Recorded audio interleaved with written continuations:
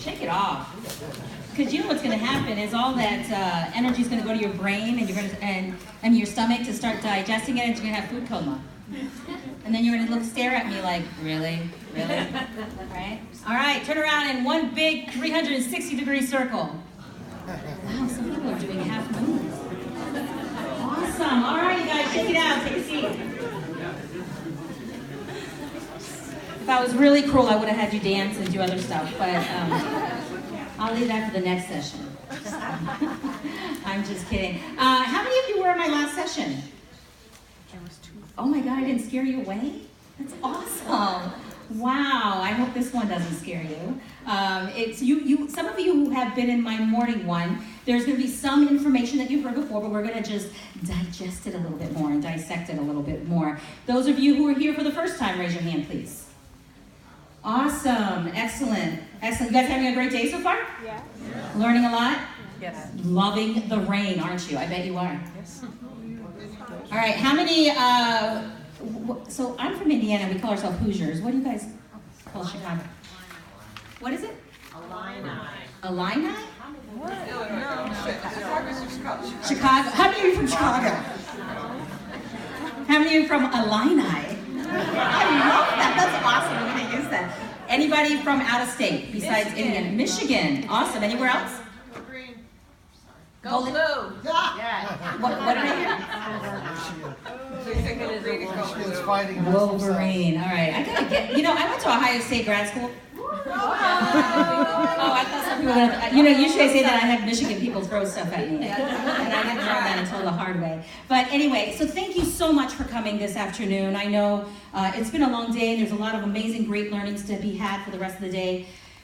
I was invited today for this session to talk a little bit about emotional intelligence, and I like to approach it as, a lot of times it used to be, just IQ, right? Once upon a time, about what is IQ? Somebody tell me what IQ is. Intelligence quotient. Intelligence quotient, what does it mean? Do you know? Do you know what it means? I mean, that's what it stands for. What does that mean? How good you are with book learning, how good you are with being able to regurgitate or answer questions. How good you are with book learning. Thank you so much, Deborah. Thank you. How much you're good with book learning, how you soak things in. I used to teach high school for a very, very long time, and I used to tell the students, you're not here as my computers. I don't want you to take in this information, and they used to do really great at that, trust me. And I used to have some students who did like A+ every time on every test. But when it's time to do lab work, it would say pour the, I taught biology, okay, so that's what's, the science is gonna come in. Pour 50 milliliters into the beaker. Miss Sheth, how do I pour 50 milliliters into the beaker? Pour 50 milliliters into the beaker. Can you show me how? And as the time went on, I noticed I didn't just give academic grades, I also gave attitude grades and grades on assessing the process. And that was back in the early 90s. I know I just aged myself, but I did that because I was like, how are you getting A's, but you don't understand how to process and create and do the background information? And so I was really inspired back then to encourage, I was 22 years old, that's what we need to do. We need to teach people the how, right? How do you walk through it? We can all go in and memorize something and regurgitate it on an exam, but does that mean we can go out into real life and implement this, right? Bring it into action. So I started implementing grades on that. Made a lot of people mad, sure. But as time went on, it's 30 years later, and they're like, oh, you know what? That's called emotional intelligence. I'm like, it is? Well, that's pretty awesome, because I've known forever that's been very important, even as a science teacher. Right? So I share that because when we think about IQ, it's not EI versus IQ, it's EI and IQ. And my understanding is soon it's going to be AI and IQ and EI, right? So it's amazing to me that we kind of go with the transformative flow, right? We get to understand emotional intelligence. Now, I am not the writer of this, so I just want to make sure that everyone understands that. I'm not that old yet. So what I do want to explain, though, is my interpretation of EI. I have a lot of people who meet me and say, you know what, I need to take that because I don't have any emotional intelligence. And I look at them and I go, in my opinion, we all have emotional intelligence. It's just how do we tap into it? How do we grow it? How do we refine it? How do we implement it? And how do we utilize it? So that's my goal for you today, and to have a little bit of fun doing it, okay? So, what is emotional intelligence? Emotional intelligence, we're going to talk today, we're going to really dissect it into components. There's 4 components that I'm going to dissect it down to. It's really, in a nutshell, the ability to be able to be aware of who you are and how you show up, and be mindful of the people around you in your space, and how do you get along with others? How do you manage those relationships, right? How do you build those connections? So the 4 components are the following. And we'll go through each one of these. We have self-awareness, self-management, social awareness or empathy, and relationship management. So I appreciate, I know some of you are writing this down. I think they're going to have access to this, but just so you know, as I scroll through the slides, you're going to see these again, just in case if you want to come back to them. I know I'm a note taker as well, so I get it. But we just kind of highlighted and hovered over why emotional intelligence is important. Anyone in here certified in emotional intelligence or ever taken an emotional intelligence class? Anybody? Or take the EQI 2.0? Yeah? Okay. What's your opinion? Why is EI important? Why is emotional intelligence important? Do you have an opinion on that you'd like to share? I struggle with this. I mean, it's if your IQ is meaningless if you can't comport yourself among others and interacts, and emotional intelligence is how you relate with other people, really. I don't know. I don't have a good answer. I beg to differ. I think you had a great answer, okay? So again, we are all PMEs, right? Yes. I heard the E. I need to feel the E. Okay, are we all PMEs? Yes. Yes, okay, so great job with that answer. And boy, this is like hot. Okay, so I'm gonna stay away from that. So EI is important because we need to get along with people. I need to share this real quick because I have the blessing and the privilege to have so many different types of audiences, from PMs to IT to engineers. You know, people who are like, please give me soft skills, right? And so I've had IT people say, you know what, none of this matters. Okay, I'm in front of a computer by myself all day. I don't have to talk to anyone, so why do I care? I don't need to care. I don't like people. I don't want to be with people. I don't care if they don't like me. I'm not bothering them. I have me and my cat in my house. I don't care. And then I ask them a question. I'm like, okay, I appreciate the story. When you are working in your computer, who are you working for? Oh, well, it's for my manager. I still don't deal with to them, the stakeholders are, whoever the bottom line client is. Oh, so your manager's not a person. Oh, yeah, but we just email. And I get a lot of this. And it's like, you know what? Here's how brilliant it is. It doesn't matter if you are face-to-face with someone every day. It doesn't matter if you are in a virtual situation or if you have teams around the country.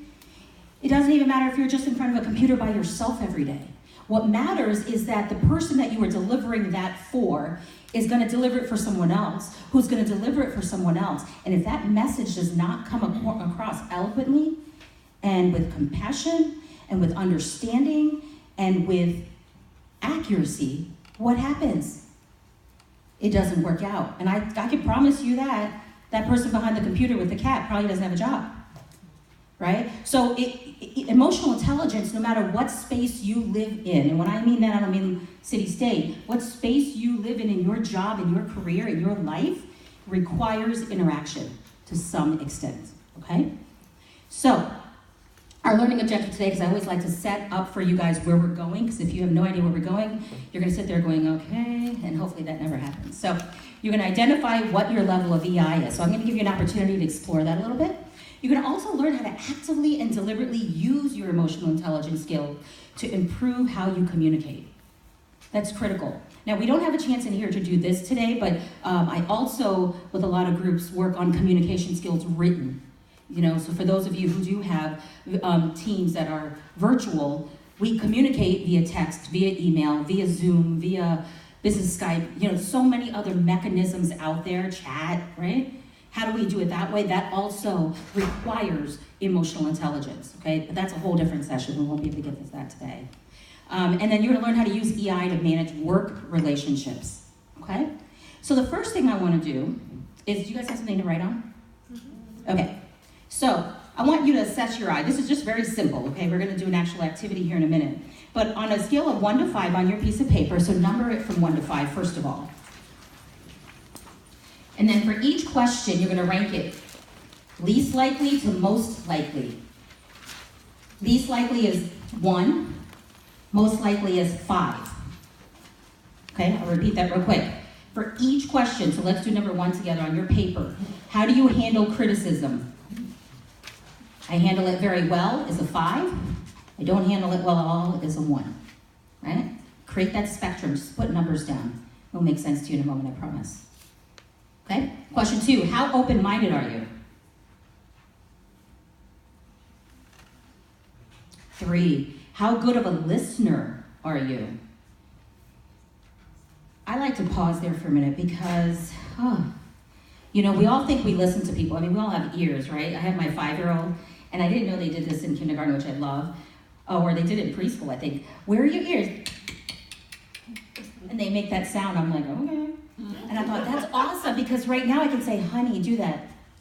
Honey, do that. Okay, how many times do I have to tell you? Nadia, where's your ears? You know? And I'm like, that's awesome. Now I'm going to use that. So now I keep doing that. I don't even have to say, are you listening? I'll just go, I'm not telling you to do that with your team. But when we think about genuinely listening to people, when you listen to someone, how many of you right now in your heads are figuring out what you need to do tonight when you get home? How many of you can raise your hand, I won't be hurt. Okay, one person's like, I am. Grocery list. Oh man, what am I gonna wear tomorrow? I got this event to go to, right? Are we really present, okay? How often do you sugarcoat the truth? Right, scale of 1 to 5. So 1 is most likely to sugarcoat and 5 is least likely? So if you sugarcoat the truth all the time, that's a 1, right? Because do you want to sugarcoat the truth? But sometimes. Right? You want to be authentic and honest. Wouldn't that be 5? Most likely. How often do you sugarcoat the truth? It would be, So are you more likely to do it? that would be 5. Okay. Yes, you got me. Okay. I love being wrong. It's fun. What's your name? I'm Valerie. Valerie. Say thank you for being wrong. Thank you for being wrong. Love it. I love it. I love it. I love it. You know why? Because when I'm wrong, someone else gets to be right and they get to teach me. I love it. Thank you. All right. How likely are you to apologize when you are wrong? Okay. Raise your hand if you need another second before I turn this slide because you're going to get your scores. Raise your hand if you're done. Excellent. All right. Add up your scores for each question.